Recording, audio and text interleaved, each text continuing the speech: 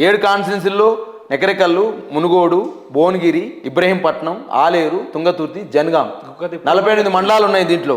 ఆ 48 మండలాలలో నల్లగొండ జిల్లాలో పుట్టేటువంటి గడ్డి పరక కూడా చైతన్యం ఉంటుంది. చుట్టుముట్టు సూర్యపేట నడమల నల్లగొండ, నువ్వు ఉండేది గోలుకొండ కిల్ల కింద నీ గోరిగర్తం కొడుకు అనేటువంటి నైజాం సర్కారు అంటే బండి యాదగిరి పుట్టినటువంటి గడ్డ అది. కాబట్టి ఆ ప్రాంతంలో పుట్టినటువంటి చైతన్యానికి ప్రతీక మేమందరం. ఆ చైతన్యాన్ని పుణికిపుచ్చుకొని రాజకీయాలకు వచ్చిన వాళ్ళం. కాబట్టి ఇలా నల్గొండ జిల్లాలో పుట్టినటువంటి ఈ భువనగిరి పార్లమెంట్లో 7 కాన్స్టిట్యున్సీలో గతంలో సిపిఐ సిపిఎంఏ గెలిచింది. వామపక్ష విద్యార్థి నాయకుడిగా రేపు వారి ముందు పోయి ఓట్లు అడిగినప్పుడు నన్ను ఆశీర్వదించరా? ఆ ప్రాంతం తెలంగాణ ఉద్యమానికి కాగడా పట్టింది. తెలంగాణ ఉద్యమంలో అడుగై కలిసింది ఆ ప్రాంతం. తెలంగాణ ఉద్యమకారుడిగా నేను భువనగిరి పార్లమెంట్కి వచ్చినప్పుడు ఆ ప్రాంత ప్రజలు నన్ను ఆశీర్వదించరా? అదే క్రమంలో తెలంగాణలో ఉన్నటువంటి ప్రతి ప్రాంతానికి చైతన్యం ఉన్నట్టే భువనగిరి ప్రాంతానికి కూడా చైతన్యం ఉంది. అనేక ప్రజా ఉద్యమాలు, తెలంగాణ ప్రజా ఉద్యమం అక్కడ స్టార్ట్ అయింది. అక్కడ కాబట్టి ప్రజా ఉద్యమానికి వచ్చినటువంటి ఆ భువనగిరి ప్రాంతంలో అసమానతలు పోవాలని, అన్యాయాలు పోవాలని, అన్యాయం అంతరించాలని కాళోజీ చెప్తారు సూక్తి. నా గొడవకు సంతృప్తి, అన్యాయం అంతరిస్తే నా గొడవకు సంతృప్తి అని చెప్పేసి మాట్లాడతాడు. మరి అన్యాయం కోసం కొట్లాడినటువంటి ప్రాంతంలో మరి పుట్టినటువంటి బిడ్డగా, సమాజంలో అసమానతలు పోవాలని ఇంటర్ కాస్ట్ మ్యారేజ్ చేసుకున్నటువంటి బిడ్డగా ఇలా నా భార్య మాదిగ సామాజిక వర్గం భువనగిరి కాన్స్టిట్యున్సీ, నాది నెకరికల్ కాన్స్టిట్యున్సీ. 2 కాన్స్టిట్యున్సీల్లో మాకు పట్టుంది. అదే మిగతా ప్రాంతాల్లో వామపక్ష నేపథ్యం ఉంది. 24 సంవత్సరాల విద్యార్థి రాజకీయాల్లో ఉంది. అంటే ఉద్యమకారుడిగా ప్రజలు నన్ను ఆశీర్వదిస్తారు. అదేవిధంగా వామపక్షవాదిగా నన్ను ప్రజలు ఆశీర్వదిస్తారు. అదేవిధంగా యువకుడిగా, డాక్టరేట్గా, ఉస్మానియా విద్యార్థి నాయకుడిగా, మరి ప్రజల కోసం అనేక సంవత్సరాలు పాటుపడుతున్న వాడిగా ఖచ్చితంగా ప్రజలు మీ స్థానిక ఎమ్మెల్యేలు కూడా అక్కడ ఎవరు పెద్దగా లేని సందర్భాలు కదా. ఈ పరిస్థితి మీరు ఎట్లా అధిగమిస్తారు? 2019లో కాంగ్రెస్ కోలున్నారు. 2019లో కాంగ్రెస్ ఎంతమంది ఎమ్మెల్యేలు లెక్క చేయండి, ఒక్కరే ఎమ్మెల్యే ఓలు గెలిచారు. ఇప్పుడు కూడా మేము గట్టినే చేస్తాం. ఏ విషయం మాట్లాడినా కూడా చాలా అనర్గళంగా. నేనేమంటున్నట్టే 2019లో కాంగ్రెస్ ఎట్ట గెలిచిందో 2024లో బీఆర్ఎస్ గట్ట గెలవబోతా ఉంది. కాబట్టి ఖచ్చితంగా బీఆర్ఎస్ పార్టీ, మా అధినేత కేసీఆర్ గారు మాలాంటి యువకుల్ని, మాలాంటి కేసీఆర్ సైనికుల్ని ముందు నిలబెడతారని నమ్మకం ఉంది.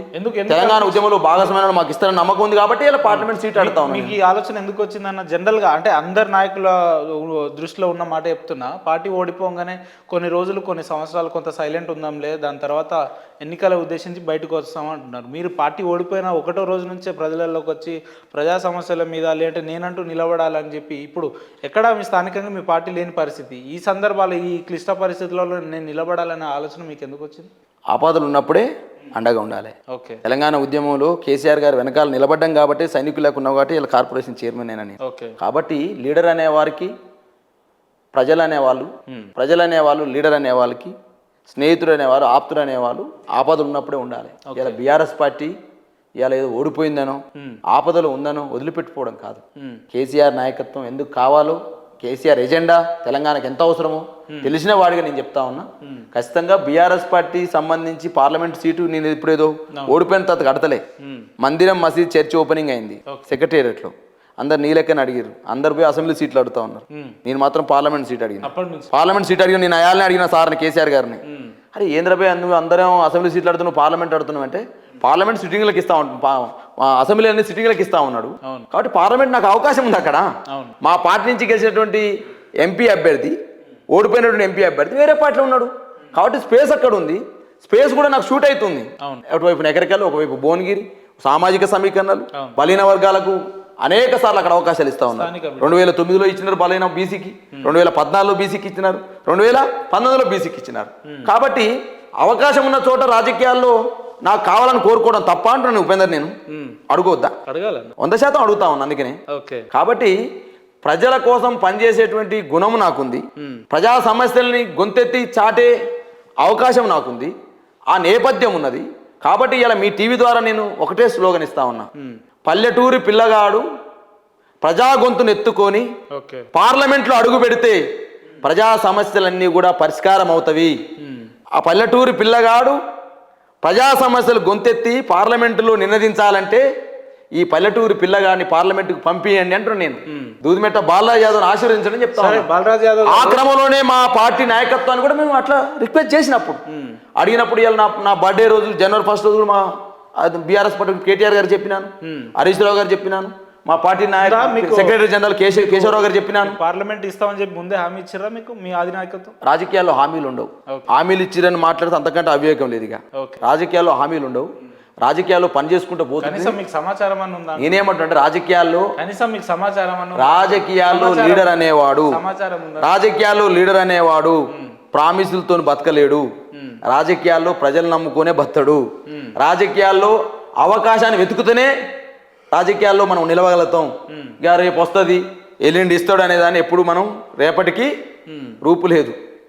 నేటిదే వాస్తవం. మీ అంతటా మీరు నేను ఎంపీ ఎంపీ గెలుస్తాను అనుకుంటే సరిపోదు కదా అన్న. పార్టీ అధినాయకత్వం కూడా మీకు మీ వైపు కొంచెం మొగ్గు చూపాలి కదా. ఆ సందర్భాలు ఉన్నాయా అంటున్నా నేను. నాకున్నటువంటి అంశాన్ని నాకున్నటువంటి అంశాన్ని ప్రస్తుతం భువనగిరి పార్లమెంటు పరిధిలో క్యాండిడేట్లను విశ్లేషణ చేసుకుంటే నేను మెరిట్గా ఉంటానని నేను అనుకుంటా ఉన్నా 100%. నాకంటే ఇప్పుడు సర్పంచ్ స్థాయి వ్యక్తికే ఒక 2-3 పోటీ పడతారు. ఎంపీటీసీ నుంచి ఎమ్మెల్యే వరకు ఒక 5-6 పోటీ పడతారు. పార్లమెంటు స్థాయిలో 7 అసెంబ్లీ స్థానాలు ఉంటాయి. చాలా మంది అడుగుతారు. ఇప్పుడు రాజకీయాల్లో అడగడం కూడా తప్పవుతుందా? అడగడం కూడా తప్పేనా? నువ్వు పార్లమెంట్ అడుగుకుంటావు అంటే అడగడం కూడా తప్పేనా? అడగకూడదా? లేకపోతే నేను డాక్టరేట్ చేసినా కదా, పిహెచ్డీ చేసిన మంచి హాయిగా ఉద్యోగం చేసుకోవచ్చు కానీ అంటున్నా. నేనేమంటే ఉద్యోగం చేసుకుని హాయిగా ఉండొచ్చు కదా. 2 లక్షల రూపాయల జీతం వస్తుంది. నేను డాక్టరేట్, నా భార్య డాక్టరేట్, 2 లక్షలు 2 లక్షలు 4 లక్షల రూపాయలు సంపాదించుకొని హాయిగా 200 గదాలు ఇల్లు కట్టుకుని హాయిగా పని చేసుకోవచ్చు కదా. ప్రజలంటే ప్రేమతోటి, ప్రజలంటే పిచ్చితోటి, రాజకీయాలంటే ప్రేమతోటి రాజకీయాల్లోకి వచ్చిన వాడిని. కాబట్టి అవకాశం నా కళ్ళ ముందు పెట్టుకొని పార్లమెంటు సీట్ అనేది ఖాళీగా ఉంది. 3 సార్లు దఫాలుగా బలహీన వర్గాలకు ఇస్తా ఉండ్రు. కాబట్టి ఒక విద్యార్థి నాయకుడిగా, యువకుడిగా, బలహీన వర్గాల నాయకుడిగా, సమాజంలో తెలంగాణ ఉద్యమం కోసం కొట్లాడిన వాడిగా నాకు అవకాశమైన అడుగుతా ఉన్నా. తప్పేంటి అంటే నేను అడగకూడదా? అడగాలి. అంటే పైసలు ఉంటే అడగాలనా? పైసలు ఉన్నాయని దగ్గర అడుగు, ఎన్ని రోజులు జైలు పోయిన అడుగు. పైసలు ఉన్నాయని అడుగు, నువ్వు ఎన్ని రోజులు జైలు పోయిన అడుగు. తెలంగాణ ఉద్యమం ఎన్ని దెబ్బలు తిన్నావు అడుగు నువ్వు. ఆయన అంటే పైసలు ఉంటేనే ప్రామాణికత.